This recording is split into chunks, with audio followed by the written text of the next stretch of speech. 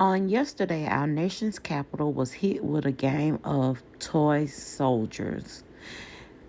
After hours of domestic terrorists stormed the nation's capital, Biden was still confirmed. Earlier on yesterday, I thought to myself, what makes these people feel like this act is right? My mind immediately went to white privilege. I also thought to myself when looking up at the TV screen, this reminds me of little kids in Walmart on the floor flailing around because they cannot have their way. One of my friends reached out to me and they advised me to be careful because I was out running errands and they knew this. And they told me that these people had just taken over the nation's capital. So they were telling me to be careful. In their eyes, they see black women as a target also. Because if it wasn't for us, these people would have been able to have their way. They would have still had their beloved Donald Trump in office, and Kelly Loeffler and Perdue would have still been in those Senate seats. But because of black women sick and tired of the last 4 years of this presidential mockery, we decided to have a change. We no longer wanted to see the things that way that they had been seen. And unfortunately, fellas, you can't have your way. Now, let's recap what actually happened. So, we saw them actually playing around inside the nation's capital. We saw them sitting at people's desks. We saw them sitting in the Senate majority seat. 4 deaths and 52 arrests were actually made. Of those 52 arrests, 26 were arrested because they were involved people on the nation's Capitol grounds. The other were due to the 6 p.m. curfew. Several arrests were for carrying unlicensed or prohibited firearms. In addition to that, 2 pipe bombs were found at the Republican and the Democratic headquarters. We saw on live news a woman was killed running up the steps inside the Capitol. 3 others died due to medical emergencies. While the number of arrests may grow, this pales in comparison to the move that happened back on June the 1st when over 300 people were arrested for the protests in D.C. related to George Floyd's murder.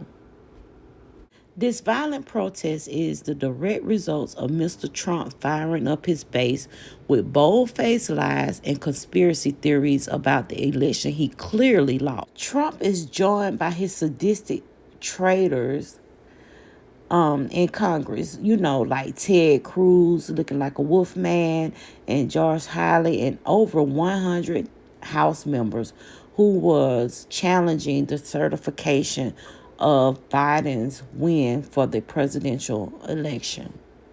For the last 4 years, I've been waiting to hear members of Congress take the president to task for his outrageous actions, many of which were clearly meant to undermine our government. This is treasonous at its best. So after yesterday's events, there has been calls for impeachment, prosecution of the president after the pro-Trump mob storms the Capitol. So we're going to see how that works out. Politicians and lawyers on Wednesday called for Donald Trump to be impeached again and charged with crimes, even as law enforcement tries to rein control of the Capitol from hundreds of Trump supporters.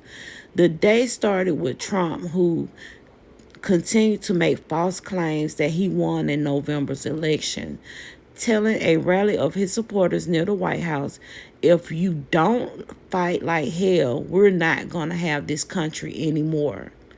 Trump for days had talked of the gathering. Child, he had been telling them. That's why I don't understand why was the security over at the Capitol so thin. At first, I didn't realize why they were actually storming the Capitol. I'm not so politically savvy. I do, however, listen to news outlets when they're speaking about the things that is going on in our country.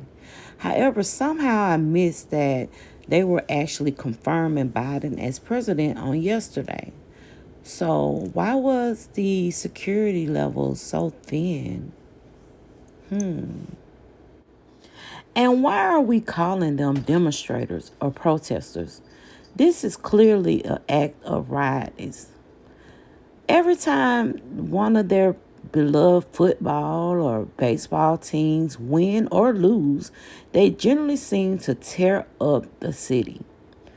This cannot be compared to a man being murdered in the middle of the street by police officers who are there to supposedly protect the people of the states. This is, again, an act of children flailing around Walmart because they simply cannot have their way. Please comment down below your thoughts on the matter. I thank you for listening. You guys have a great day.